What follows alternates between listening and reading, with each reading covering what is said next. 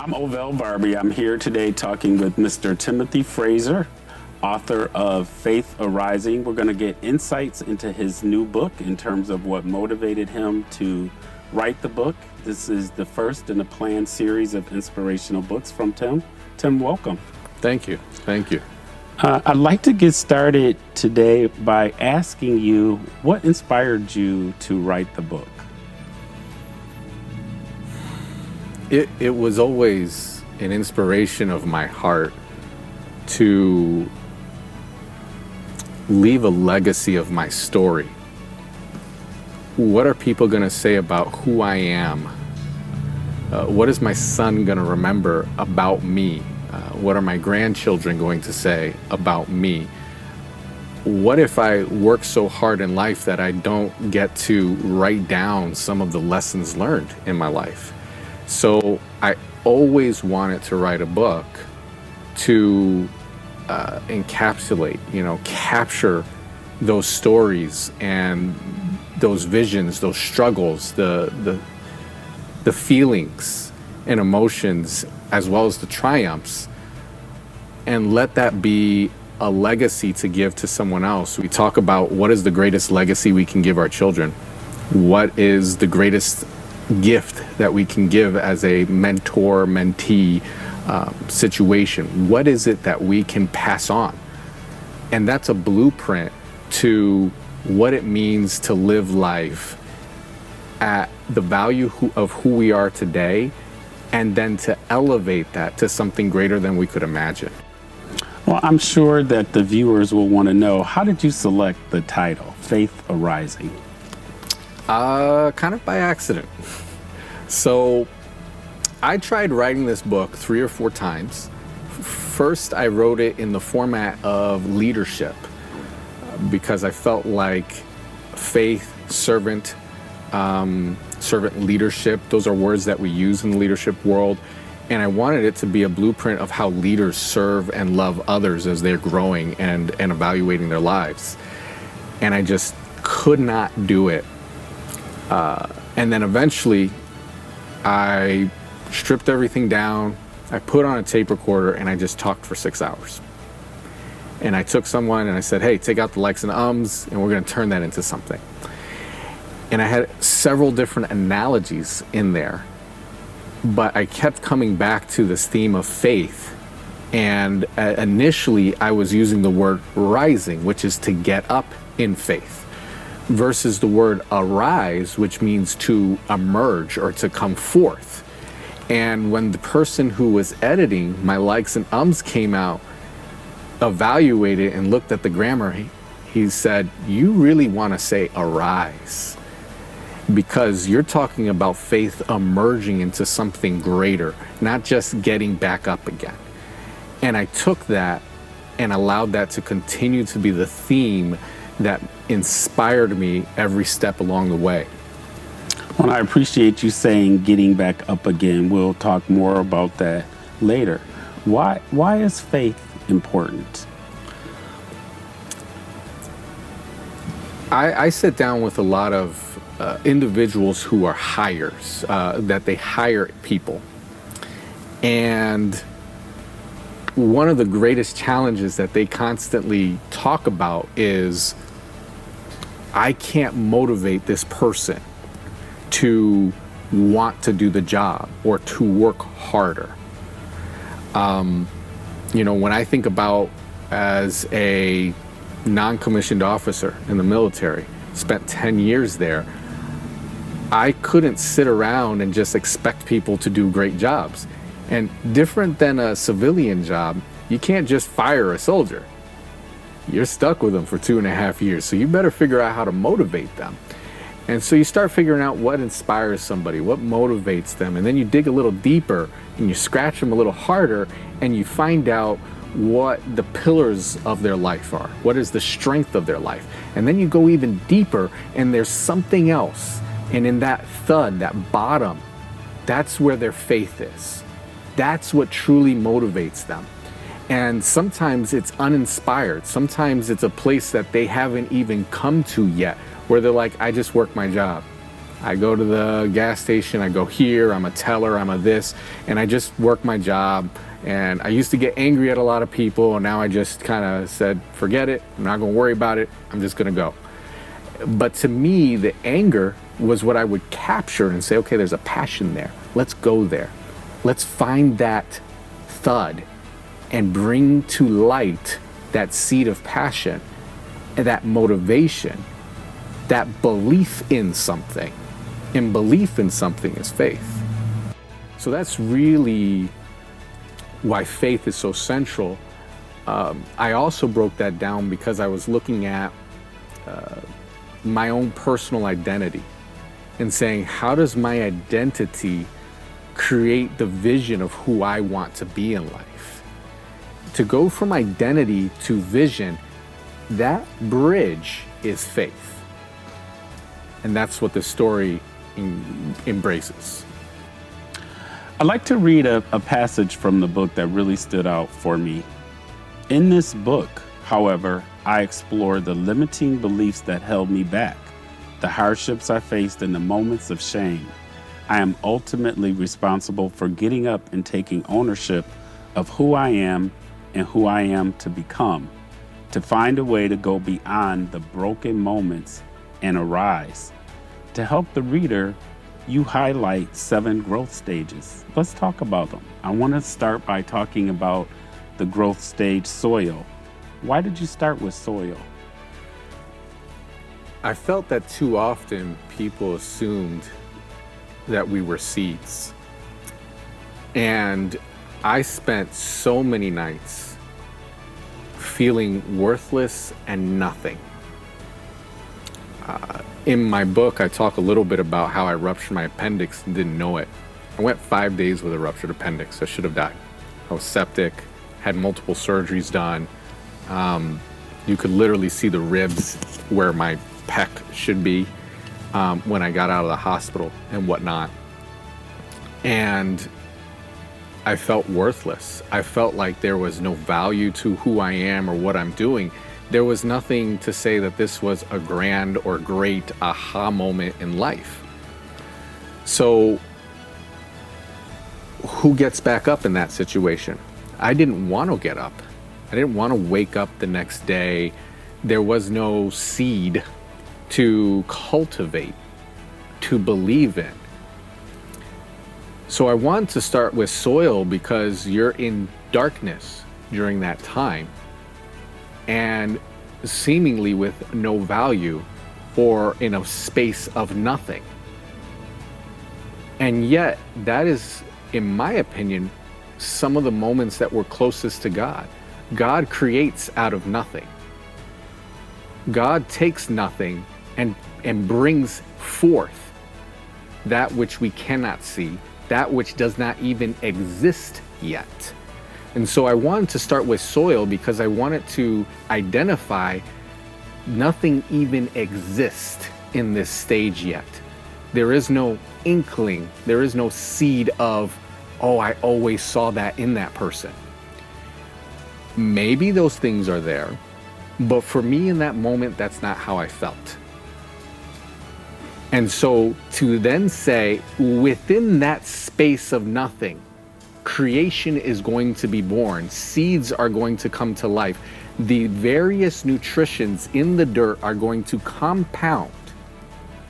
And then from that imploding of your heart, imploding of the heartaches and the things that you're experiencing in life, something is going to be born out of that. That's beautiful. And that is humanity. So I wanted to start with soil to identify that there's still nutrition here, but we might not feel like anything is created or anything is there to be born. And that's 100% okay. Tim, you give the readers an opportunity to put into practice some of the key learnings that they're gleaning from the book. I'd like to ask you some of those questions. What were some of the best lessons you learned in your rock bottom moments?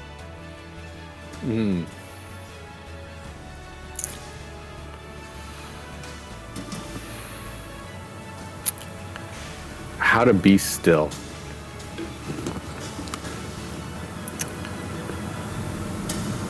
And I take the pause to appreciate what I learned in that time. Being still, it's different than reflecting. It's different than surging or reaching out for something. Hitting that rock bottom, just before that stage, I'll compare it to drowning. You're frantic, you're flailing your arms, you feel like you can't breathe. You're suffocating by life itself. And as you start to drown, there's this realization that you may not get back up again. And you're seeing the light from above and you're slowly sinking to the bottom. And then there's that stillness. That stillness allows you to become ultimately aware of everything around you that you didn't know was there because you were frantic and because you were using your physical eyes and not your spiritual eyes. When you're forced to close all that out, your spiritual eyes stretch out from an infinite space. It's like a pulse wave. While you're in those moments, what did you find you had to take responsibility for personally?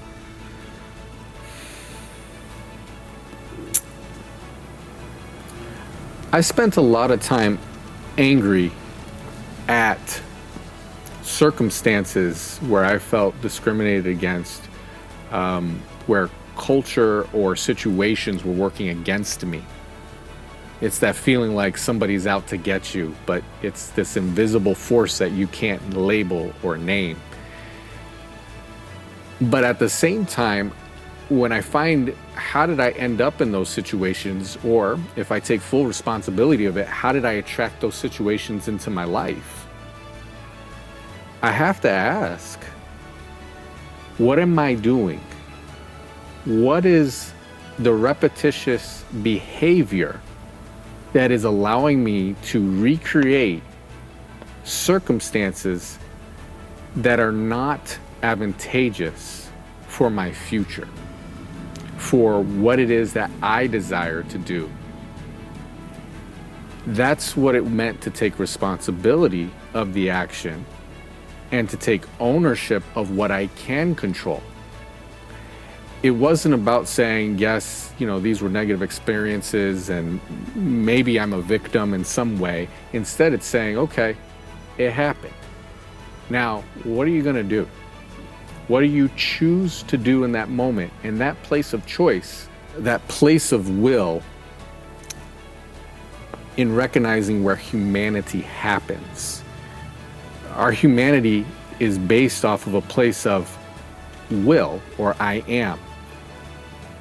And in that I am statement, or that will statement, you're forced to say, what do I believe in right now? What do I believe? I'm a victim, I've been hurt, this happened to me, what next?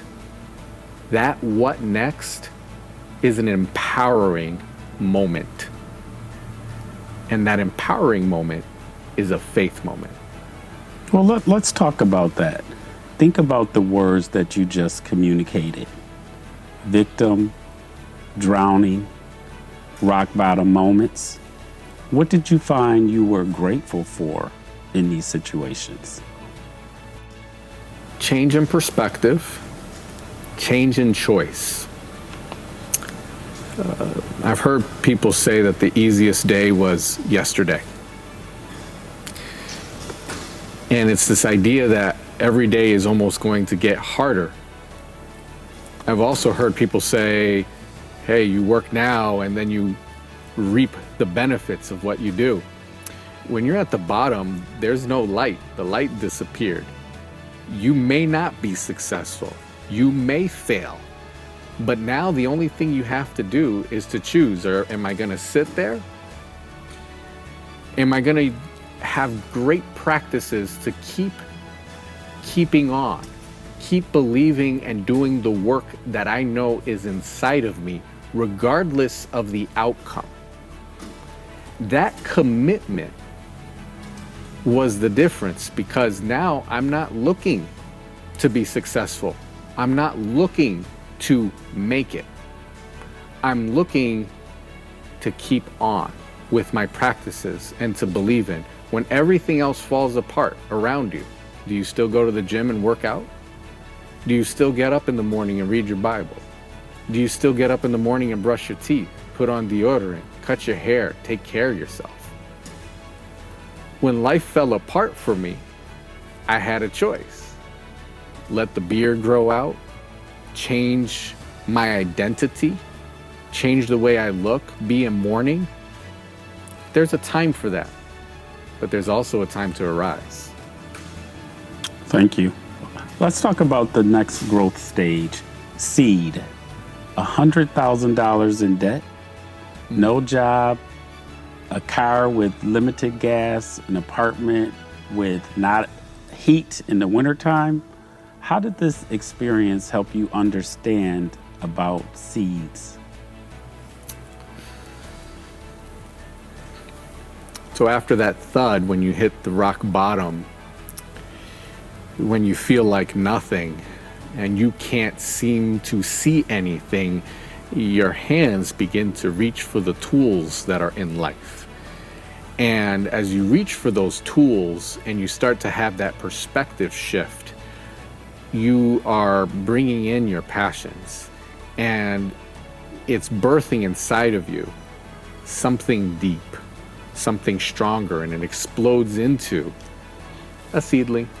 And I say explode because it's a big thing inside your heart, but it's a small thing that we can see.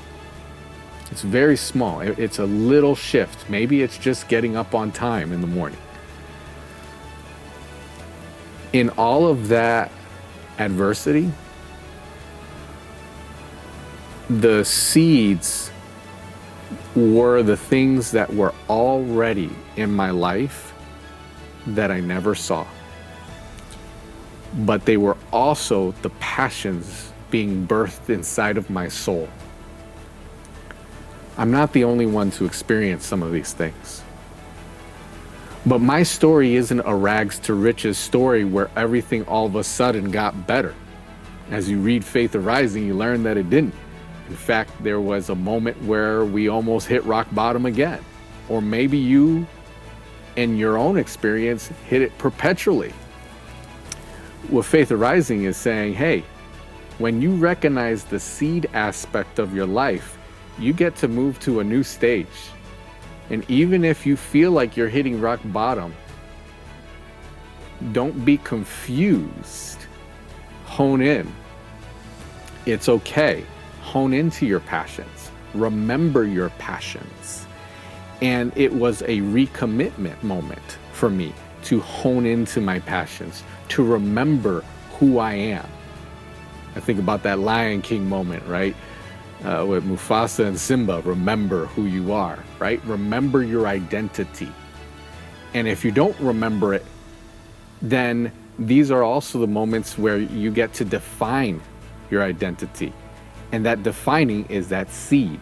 Because now, where do you go from that flat space?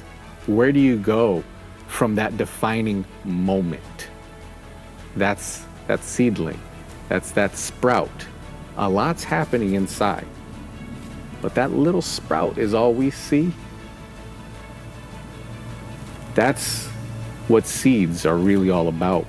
And we can begin to identify there's a lot more seeds in our life that maybe we didn't notice because we were looking down when we were drowning, when we quote unquote gave up, and maybe even sitting at the bottom of the ocean. So that's where we feel. Thank you. My grandmother used to say faith the size of a mustard seed, which suggests very small. You posed a question for the readers in that section, and the question was very intriguing to me. You said, is God going to save me? How do we know the answer to that question?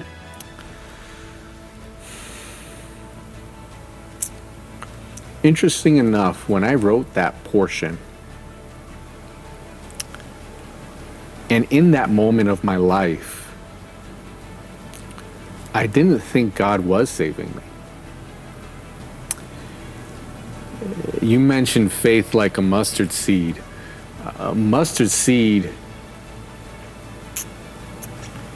no matter where you plant a mustard seed, it has a determination to just grow. Kind of like a weed, it's going to find a spot. You could plant it underneath concrete and it'll find the one crack in that rock. It'll find that one crack of light. So faith like a mustard seed is really, in the way that I have envisioned it, is this relentless little seed that will find the light or find a way to get it somehow. Imagine if faith was our addiction. Addictions are something that we find a way to have no matter what, no matter the circumstance. You could lock someone up and they still find a way to get whatever their addiction is. You can tell them, hey, stay away from it, and they just can't help but find it. Imagine if our faith was like that. Imagine. So, really, the gift, when I thought God was gone, what God had actually instilled in me was a faith like a mustard seed, was this relentless desire to seek the light, to seek a crack in any form, to say, I will get up. That was what God was doing. And I was sitting there at the bottom of the ocean saying, God, come get me. But God was instilling in me the strength and the ability to get up myself. So what is your answer to the question, is God going to save me? God already has. It's my choice on whether or not I accept the tools and the things around me that God has provided. Maybe God provided a ladder, but I'm still waiting for someone else to come swim down there and pick me up. Maybe God provided my hands to dig myself out of a situation. In all of these things, my hands already existed. That ladder was there before you got there. Your breath, you are breathing. God already breathed life into you. So God already has saved you. I like to change direction and move to roots as the next growth stage. I really liked how you described roots as strength, endurance, and understanding. Very powerful words. Why did you choose these three words?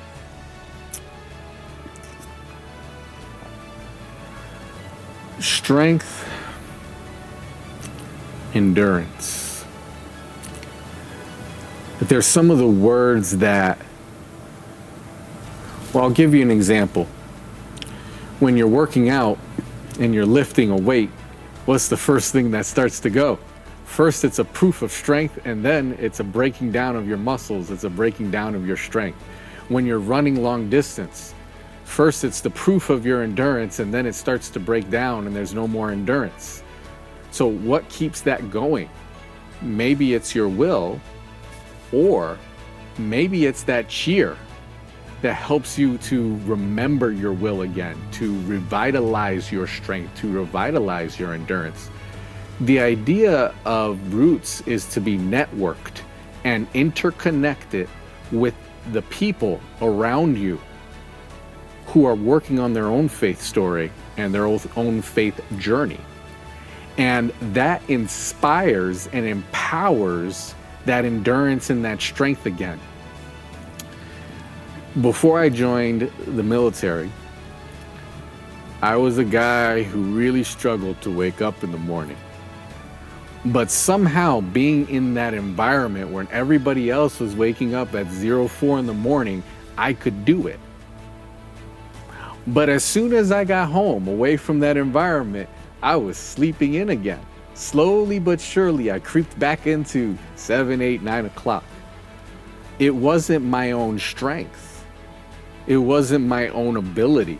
But as I was connected to others on the same vision and mission and passion and dreams and saying, we're going to do this, that connection, that interconnection, that interweaving of our roots allowed me to grow and get to another place where I could call those things my own. Now I get up when I want to. I say I'm getting up at 04, I will be up at 04 and I'll be ready to go. But back then, that was not who I was. I needed the space and the things around me to help me have that strength and endurance that I didn't have for my own. That balance, that we'll say even frequency, if you will, of everybody else kind of humming to this beat made me say, I want to be a part of this. And so now I was harmonizing with the balance and the beats around me and participating. And so even though I couldn't carry the tune on my own, maybe my voice is cracking in certain moments, somebody else is still carrying the beat. Someone else is still playing that music and that chorus. And it's doing something that I couldn't do singing in the shower by myself, so to speak. It's that chorus. So that's why I brought those particular words up. Tim, I'd like to talk to you about motivational factors. It takes a lot to get out of situations like you described. Talk to us about head and heart. I was listening to, I want to say his name is Greg Braden. I could be wrong, but I'm going to say that for right now. He talks about heart-mind cohesion. And it was this idea that when your heart and mind aren't fighting each other, they're on the same page, that's really what prayer is. That's really what is the moment that inspires miracles, which he understands as a technology. When I talk about heart-mind, it's this identity that where those places cross, that intersection is where our spirit lives. And the spirit is its own thing, but we can't capture it until our heart and mind are aligned. So often we say, oh, my heart says this, my mind says this, my body wants this, but my heart says this way. How do I feel about this person? The way that we interact with relationships, we create a duality between our heart and mind. And when I think about my own life, I've been the most powerful when there's no quarrel inside of me. In other words, I'm spending less time punching myself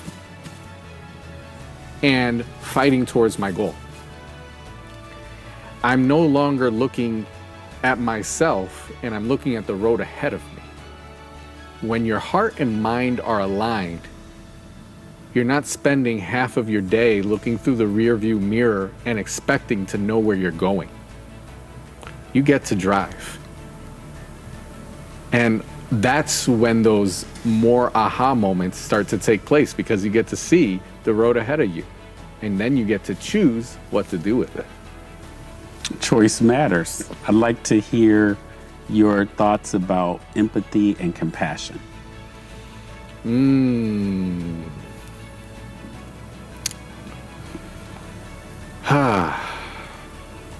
I pause because of how important empathy and compassion are.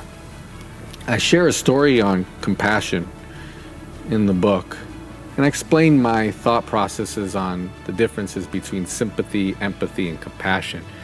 To summarize, sympathy is recognizing that someone else is in pain.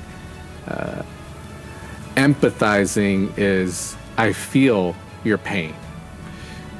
Compassion is experiencing that pain with that person, suffering with it. And I talk about the definition of compassion and its relationship to the word suffering. We talk about passion or the compassion of Christ. What does it mean that God is suffering with us at some of the heartaches of our moments? We talked about that question when I said, is God going to save me? What if God was having compassion or suffering with me in those moments, recognizing the pain that I was experiencing? What does it mean when someone's willing to come alongside you when there's no solution and willing to get on a boat, even if there's a hole in that boat, even if there is no chance of rescue, and saying, I'll fight the storm with you? Compassion. And again, in that moment of unknowing and being okay with not knowing what's going to happen in the midst of certain fate or in the midst of defeat, and releasing that fear of defeat or releasing that outcome, we are now, aware or unaware, inviting God, inviting faith to believe in something, even if we don't know if it could happen. We're inviting God in that space. You encourage the readers to give off a new frequency. How do we do this? Is it just a simple task of changing the station? I would love to say yes, and I think so. When I go to work out, I put on my headset. I'm in my own zone. I'm in my own frequency. I get home, I take that headset off. I'm feeling empowered. I'm feeling great. I took a shower. I'm ready to pass out as soon as I get out of the shower. I have zero energy all of a sudden. I'm yawning. What happened? I was so motivated 10 minutes ago. When you change that station, when you look at what you're feeding yourself or what you're allowing to harmonize your thought processes to, that's the difference between feeling motivated and unmotivated. It's the difference between changing the station. So I would, in the short way of saying it, yes, it is as simple as changing the station. But the longer moment is, what are you feeding yourself? And then what you're feeding yourself is your diet. So then you have to ask, what are you practicing? Are you practicing a diet of healthy frequencies, of healthy messaging that's allowing you to stay tuned? A piano needs to be tuned every so often. A guitar you tune almost every single time. You have to have an instrument that helps you to tune your guitar. So it's something we have to constantly do. But if we do it as a practice, we can stay on the frequency that we desire. Let's move to trunk, the next growth stage. Why is trunk the core?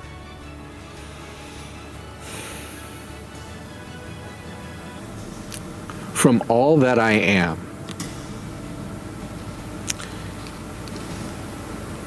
it is the place where your seed and your roots are already established.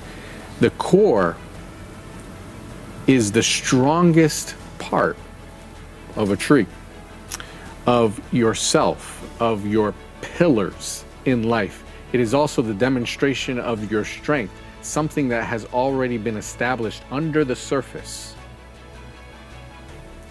It's also just like there's rings to a tree, and as it grows out. Your strength or your core has to continue to grow out to support how tall or how much you inspire to grow, how much you inspire to reach up.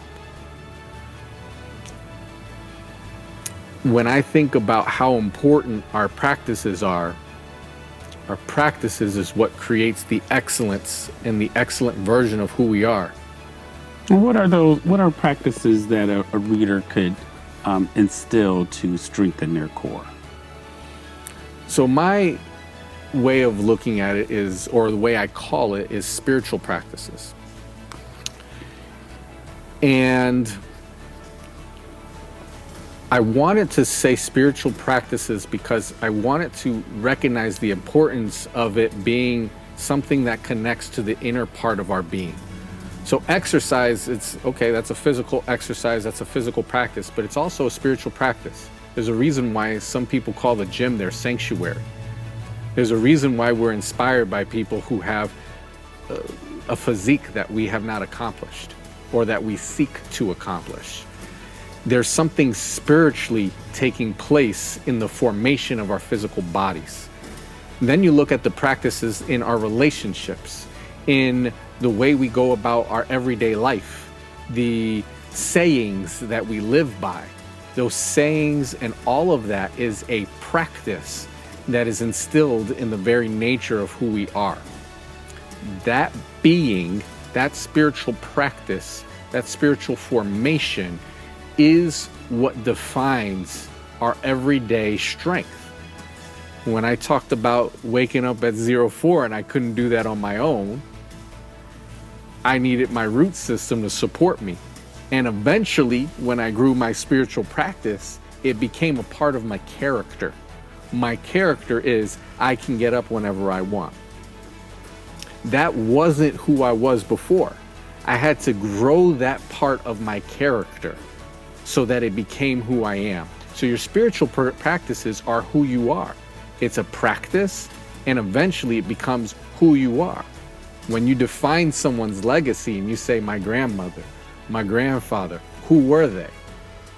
And that next thing that you say was their spiritual practice, because that's how they defined themselves. So think about what you're practicing in life, or maybe what you stopped practicing in life and you want to recommit to. So for our total well-being, you highlight the importance of mental health. Why is mental health just as important as the exercise, the recommendations that you've made? We talked about heart and mind cohesion, and I think that given a certain period of time, those things can get out of line so much, both the mental as well as the heart, that we need help to bring those things back in line. And we are so drifted far apart that you need the Coast Guard, so to speak, to come and find those pieces to bring it back together.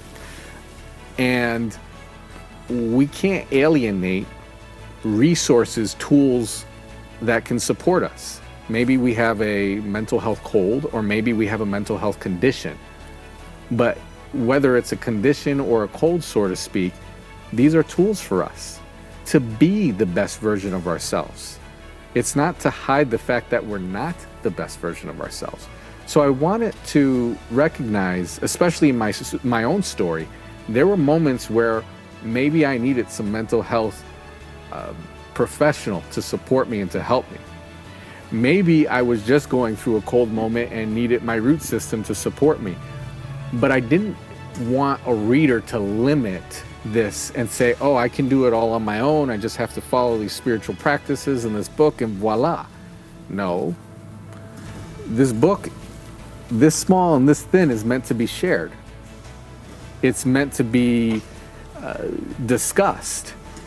And if you're not confident in who you discuss those things with, discuss it with a mental health professional. Allow those people who are experts at those who are shipwrecked help you to discover what it is that can support you. And I didn't want to miss that. I don't want to miss it either. I want to put you on the spot in terms of what you need to support yourself. Interesting that you chose to provide the readers with a tea example in the trunk category. So understanding that you like tea, how did your tea addiction lead to you finding the love of your life? An important element in the trunk growth stage.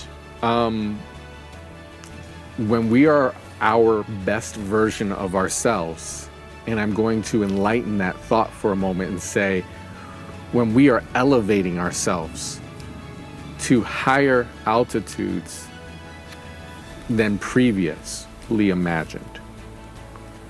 When we become that, we bring into life around us those miracles. And so for me, that miracle was my wife. And what I talk about is one of the first date that we ever went on. And I could be a talker. And later I found out she can't be too. And one of the fun things about it was, before that date, I knew that if I had caffeine, because we were going to meet at a coffee place, I might talk her to death or scare her away. And so instead, I opted to bring my own tea. I've been practicing all my spiritual practices. I'm putting everything together, and I'm like, I'm going to be the best version of myself. Or, looking at myself in the mirror, talking myself up. This is the woman of my dreams, and I knew it. So I got there, had the tea in my bag. Get there, she orders a mint tea with the tea bags on the side. And I ordered a hot water, and she was confused and looked at me, and I said, I bring my own tea. And she goes, I do too. And I was like, man, this is awesome. I didn't know what to say next because I wasn't prepared for that. So we ended up talking about how we bring our own tea. But yeah, it was a beautiful moment. It was probably the best icebreaker that God could have given us, because I was not ready. Tim, I'd like to talk about the next growth stage, branches. And I like the analogy you drew between service and branches. How do you serve others and branch out? Wow, there's so much that comes to mind in this section.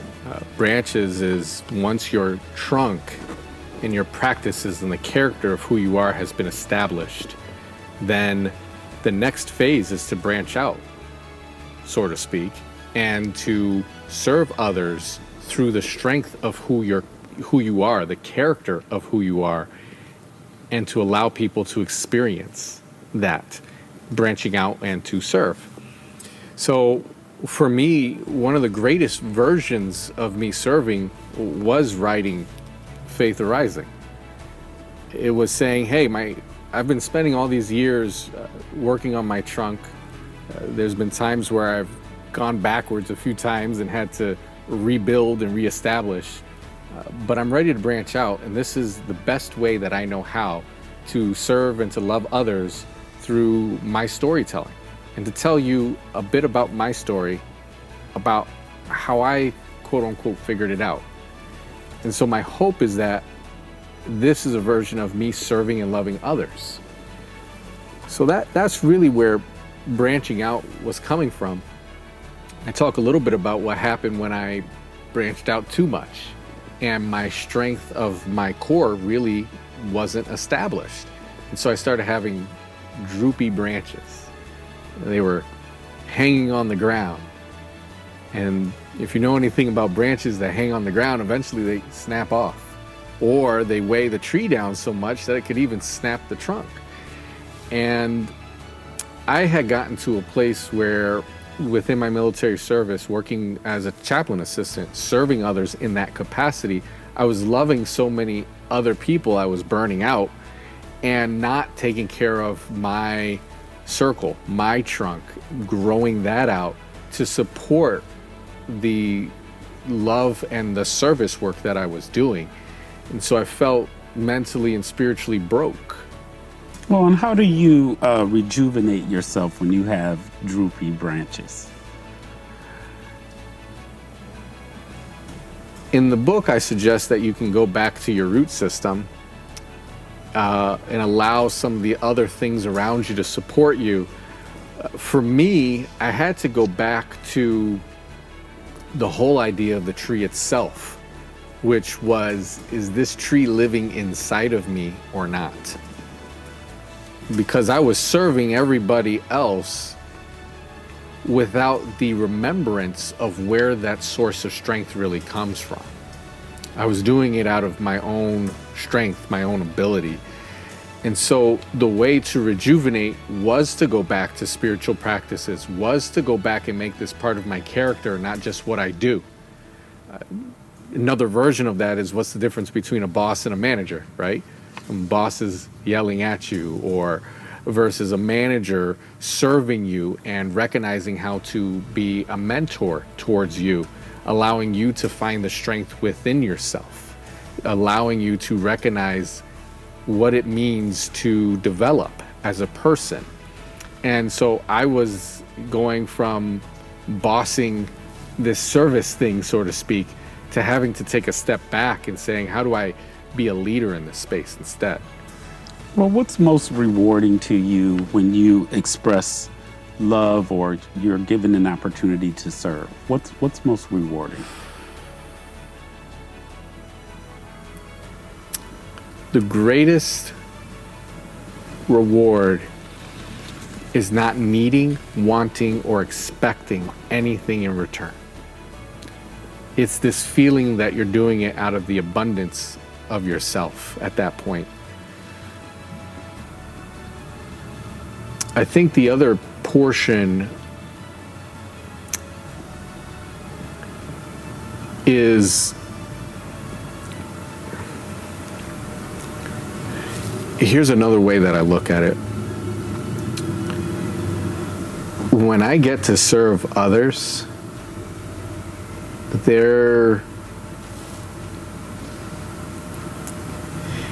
I feel like when I do it in the best form possible, I'm exchanging a small part of myself.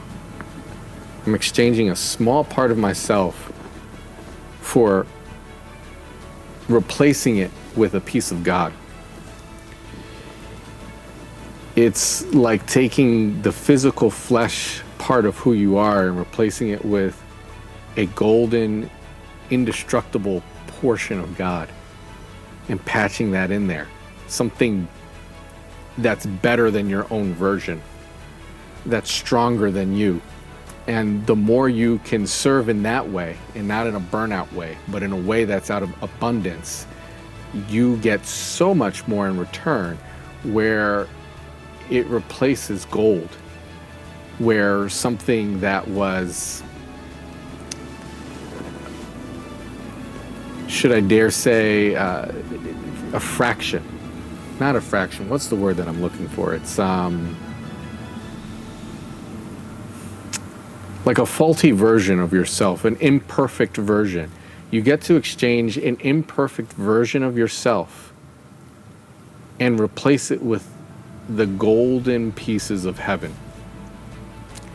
That's what service really feels like. If I could serve others through speaking, through my storytelling 100% of my time, I would love it, because it would be feeling like I get to experience a piece of heaven every single day, while loving and making a huge impact far beyond what my physical strength could do. Well, very interesting, Tim. Reading the book, I want to go to fruit, the next growth stage. It almost felt like you were uncomfortable in receiving God's blessings, using words like abundant. You said, and I want to quote from the book, "As magnificent as this feeling is, I struggled with allowing God's abundance in my life. I was so dedicated to growing taller and stronger that the idea of bearing fruit and touching lives in such a way, it was scary." So as a military man, what were you afraid of? Thriving. When you put on your military dress blues, you have all these awards and accolades, if you will, and those awards are showing your ability to perform under pressure, perform in a campaign, to perform in a teaching environment, perform in a war environment. But taking out the word perform, you're rewarded for your ability to survive in these situations to go beyond what's expected of you, but that's still not thriving. Thriving in life takes just surviving and takes it to another level where you're helping others to live abundantly with plenty. We've talked about sports, and I was a very good track athlete.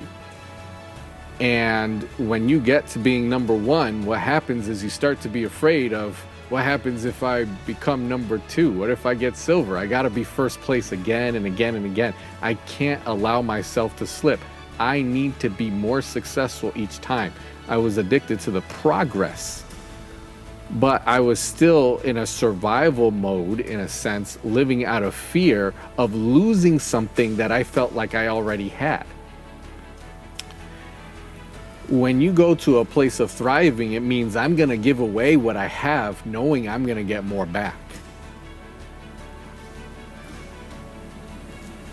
So when you think about fruit, imagine if someone picks all the fruit off of a tree. Does the tree say, "Oh, I'm all done"? Or does the tree say, "That's okay, I'll have some more next season"?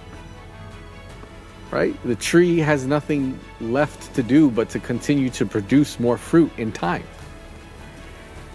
And so when you're confident in your growth and you're confident in the steps that you've taken, you recognize it doesn't matter if I give my last fruit, I will bear more fruit because I am a tree. How has your life experience as a pastor's son, both of your parents are ordained ministers, how has that shaped you to focus on others? They were the epitome of selfless service and dedication to the work. We'll say God's work, the mission of the church, the mission of spreading the gospel, however you want to define it.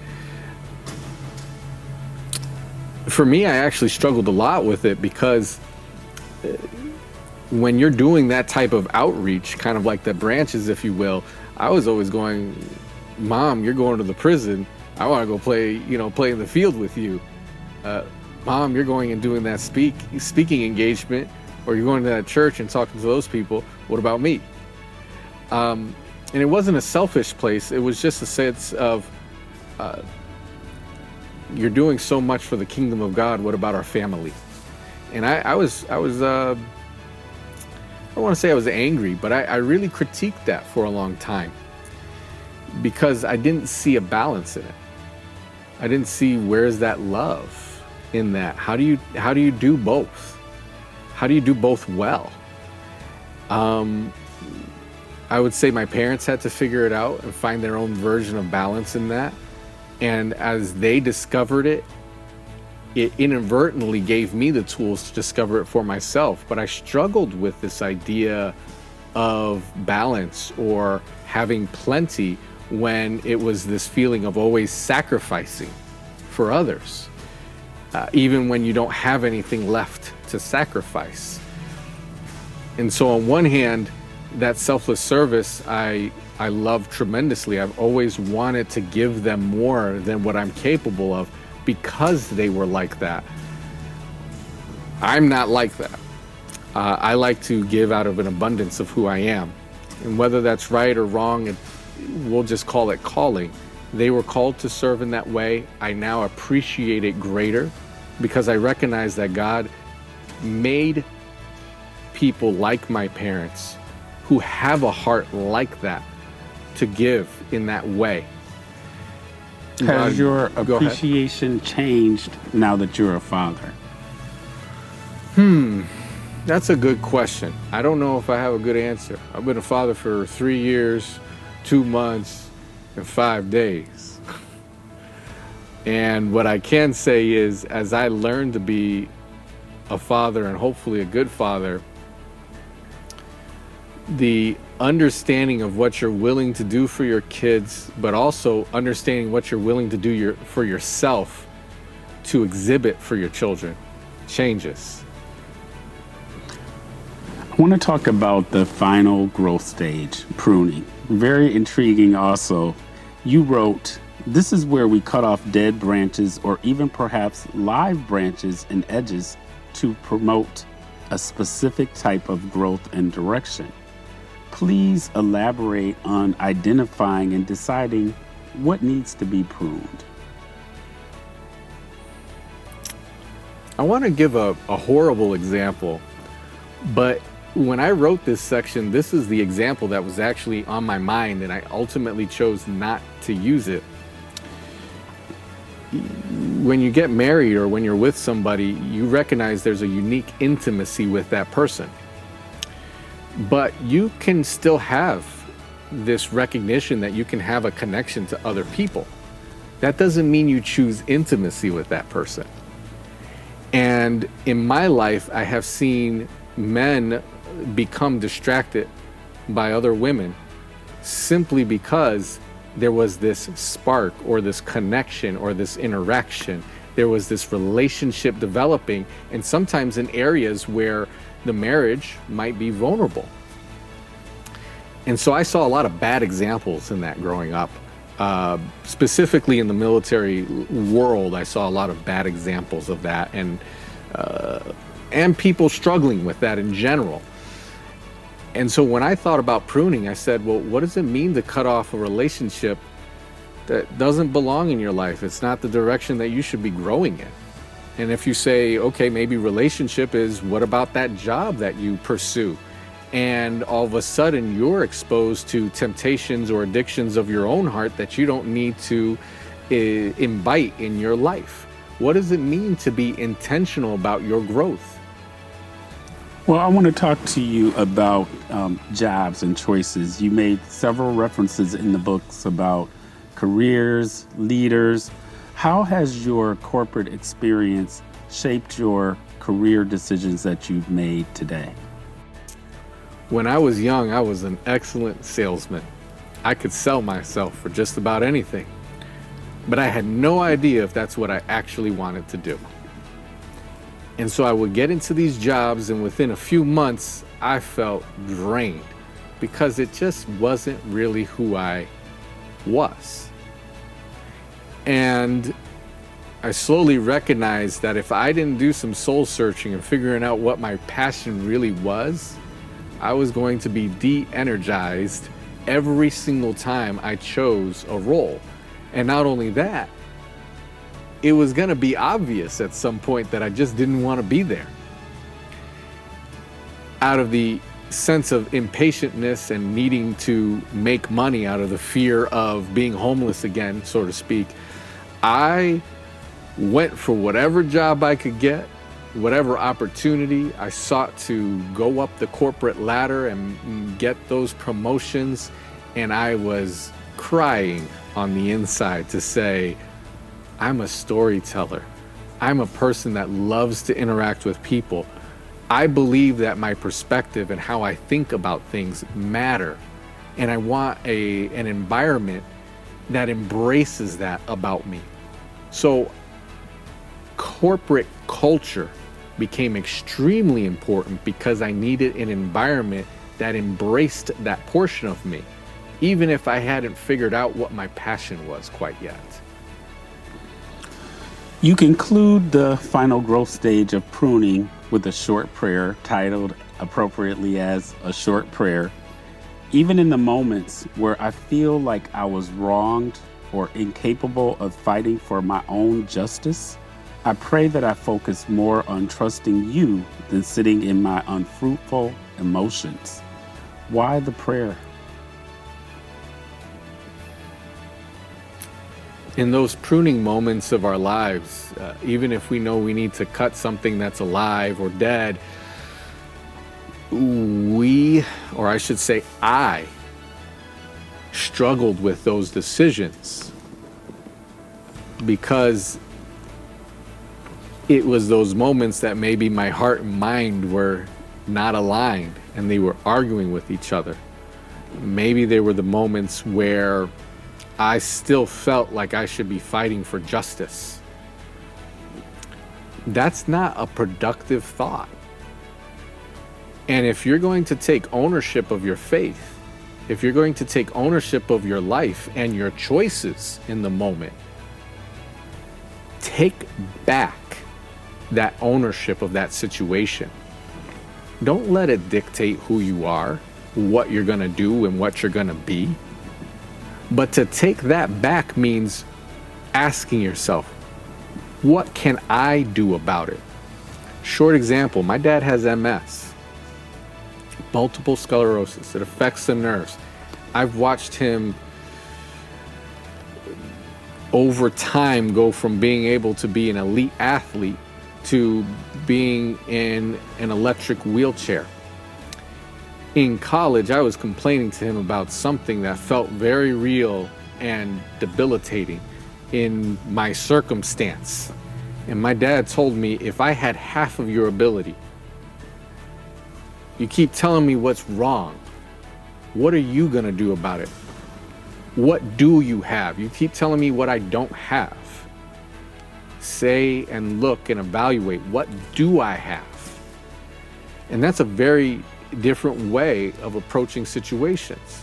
When you feel like you're a victim, when it's your culture, it's your corporate whatever situation, it's your boss, and I can't change my boss, and I can't. Well, what can you do? What do you have?